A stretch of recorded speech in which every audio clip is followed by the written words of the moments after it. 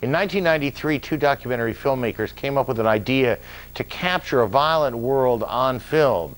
They wanted to answer this question: what's it like to live, to survive, to be a member of the Bloods, the notorious LA street gang? Their project would last a decade, a journey into darkness, one of the men would call it, but also a life experience. The film is called Slippin, 10 Years with the Bloods. It's about revenge, it's about pain, it's about suffering, it's about you take one of my base and I'm finna take one of yours.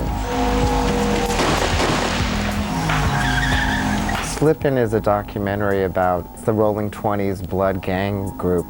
It's about 5 friends who we meet back in '93, and we follow them for a period of 10 years. We wanted to show the reality of what life would be for them in kind of an ethnographic cinema verite style.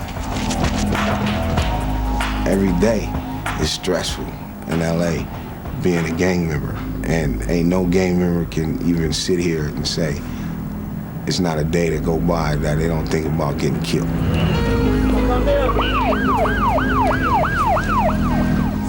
We belong to the Rolling 20s gang way back in '93. There I am, Lowdown. KK, which stands for Krazy Killa, was the newest of our bunch. CK, which stands for Crip Killa, he was 16 and he was the youngest. And Dig Dug, he actually got his name from a video game. Bloods fly red, Crips fly blue. Our enemies were the Crips. Jumbo was the guy that introduced me to Lowdown and introduced me to the others, yet he wasn't a Blood. Jumbo wasn't a Crip. Jumbo was basically a hustler, a drug dealer. As Lucy said, they're just like candy. Within the gang structure, it seems like the young ones have to do the most dirt. The young ones have to do the most crimes to prove themselves, you know, to get into the gang or to be accepted by everybody else. CK, also known as Lil Mike, shows us where he was shot by some Harlem Crip. About 4 shots was fired. Then I ran about to that step right there and I got hit. Little Mike was at that stage in his life, and I think maybe that after Little Mike died, they were all feeling that maybe we showed him the wrong example. Little Mike, you know, he was just like, I always told him to slow down though. I always told him he was slipping. I always told him to watch your back. I always got on him just like he was my little brother. Because he was young, he was like the baby of the bunch, but treacherous at the same time. And a lot of people was jealous of him.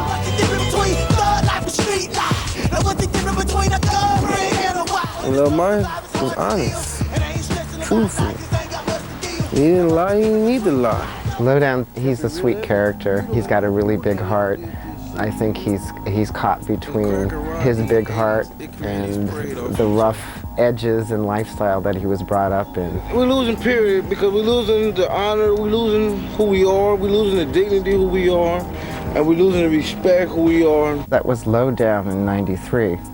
I'm doing an interview and here it comes out this big gun is pulled out. It was like a toy to him. It's like a little boy, you know, with his truck, or a teenager with his car. I mean, his gun belonged to him at that time. And we see guns, I think, throughout the entire piece. He's moved to Hollywood, which to him is a huge step. After Little Mike's death, the area wasn't secure, so I felt we had to move. At last, we got our own place. I didn't think I was gonna move over here this far. I thought I was gonna move somewhere in the hood, just waiting around to get blasted on, but I gotta use my head. If I wanna live, I gotta use my head. Little Mike's young death really affected these characters. It affected all of them. None of them really achieved the idea of the word bling bling to make lots of money like you see in the music videos. So part of the idea of this documentary is to take the glamour out of being a gangster. It's just a way to survive. A very good piece, that.